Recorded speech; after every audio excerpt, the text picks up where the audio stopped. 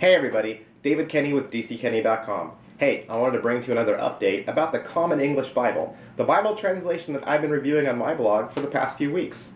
One question people might have is, where exactly does a new translation of the Bible even come from? I mean, how do you start? Do you have a Old English translation and then begin moving the words over one at a time, or how does that work? Well, that's a good question.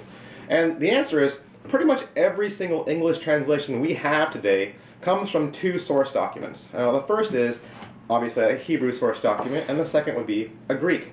The Hebrew source document that we use is the Stukartensia, which is a copy of the Masoretic text based on the Leningrad Codex.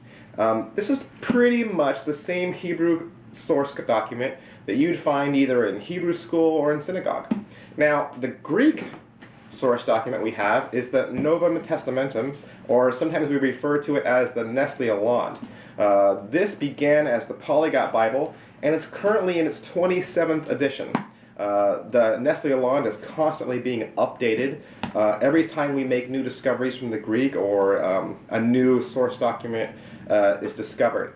And so pretty much every English Bible is taken its Greek from the Nestle Aland, with the exception of the King James Bible, which takes its Greek from the Textus Receptus. Now, why is that important? Well, I think sometimes people think that the Bible keeps getting translated into English year after year or time after time, and somewhere in there it's like a giant game of telephone where maybe the original message is getting lost, words are getting dropped out or forgotten, but it's not like that. See, the truth is, we have the original documents, or as close to as we can.